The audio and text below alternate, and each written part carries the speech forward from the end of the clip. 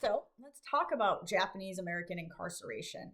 So Pearl Harbor is bombed by Japan due to many, many reasons, right? And America decides that we need to do something about the Japanese American people in this country. Now, if you go back to our Unit 6 videos, or really any thread throughout this, you know that Chinese and Asian, anti Asian exclusion is a common trend in America. And even in 1924, we were putting these immigration quotas on the different countries.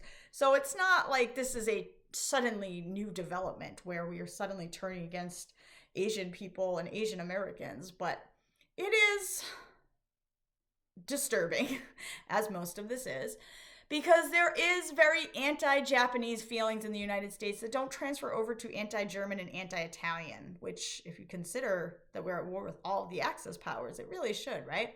But the Japanese Americans are designated as enemy aliens and saboteurs. Now, this includes literally anybody of Japanese ancestry. Whether you were born in the United States to Japanese parents or whether you came here from Japan in the 1900s, the early 1900s, you are designated an enemy alien and a saboteur.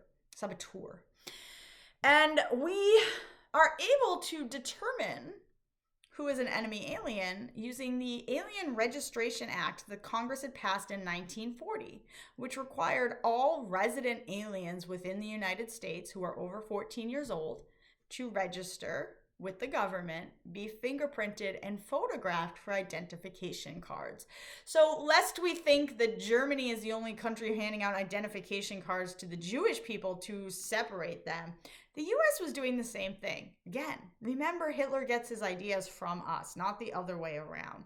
So we are registering resident aliens before Japan attacks. And a resident alien is somebody who came here but does not have citizenship. And if you can connect our threads there, a lot of Japanese Americans do not have citizenship because they weren't allowed to be given citizenship. So they're not resident aliens by choice. They're resident aliens because the United States refused to let them become citizens. And so after Pearl Harbor, the government uses this list to identify and arrest resident aliens that are going to be enemies or saboteurs of the state. They use this list, and by December 9th, 1941, so 2 days after Pearl Harbor, they have arrested 865 German people, 147 Italian people, and 1,291 Japanese Americans. The Japanese Americans fall into two categories. They are the Issei, which is the first generation. These are the ones who live in the US but weren't allowed to become citizens by the government. And then you have the Nisei, who are the American-born children of the Issei. They are full citizens. They were born here. Under the 14th Amendment, they have birthright citizenship. They don't identify with Japan. Most of them don't identify with the Japanese culture. They've born in America, they've grown up American, and yes, they have Japanese heritage, but they're not Japanese from Japan. They're American-born citizens who have Japanese ancestors, and it doesn't matter to the government. They are lumped in. And so the government uses the attack on Pearl Harbor as basically our starting point where we can round up these enemy aliens, which really just translates to Japanese Americans, and we're going to throw them into camps.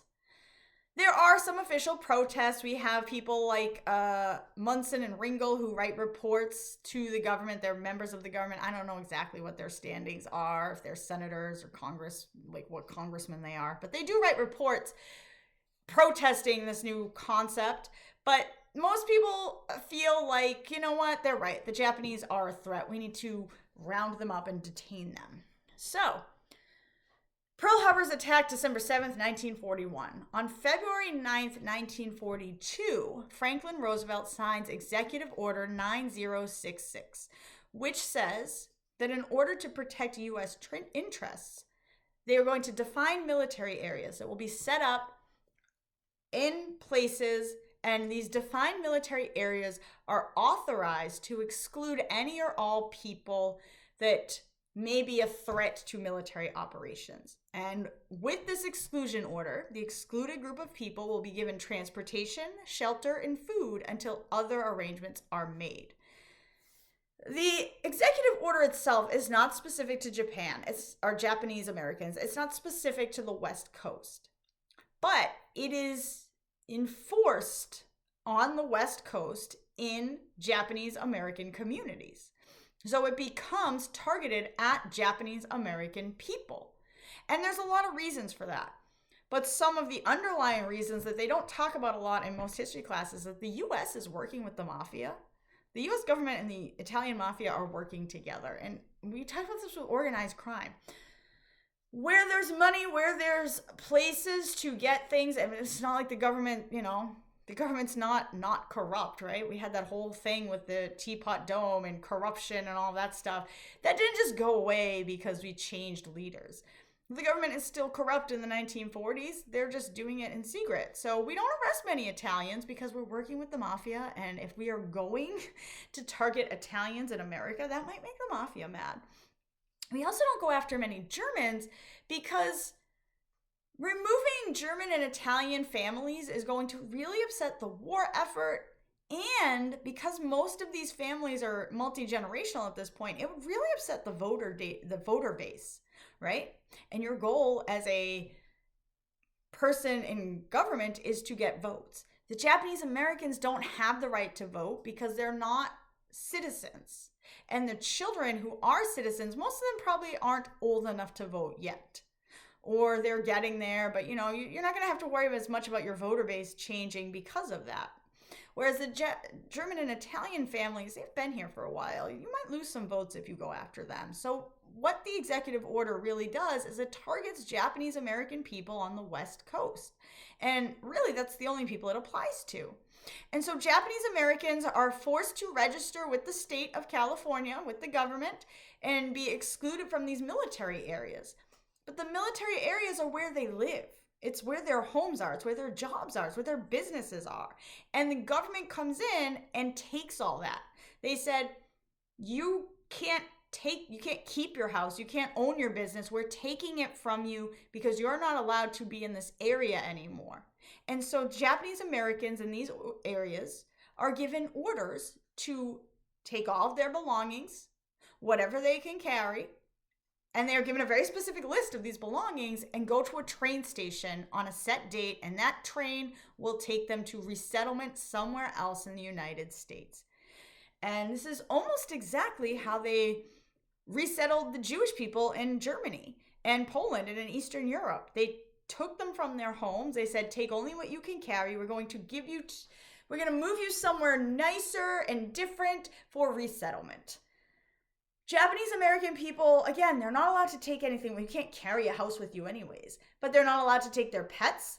They can't take mattresses. They can't take furniture. They can only take what they can carry. And if you can't carry enough for you and your child, you have to take, again, what you can carry. So you need to really determine what you're going to leave behind. If you are lucky, you might have a generous neighbor who's willing to look after your stuff for you. But otherwise, you've just lost everything. There's no guarantee. They're not going to hold your house for you. They're not going to hold your business for you. They give that stuff away. And some people never see their stuff, their houses, their homes again. They never get to go back there. And resettlement is just a fancy way of saying incarceration without choice. So we're going to wrap this up right here. And then on the next video, we'll talk about what that incarceration looks like and how they try to fight back against it and how that really goes. So part 2 coming up next.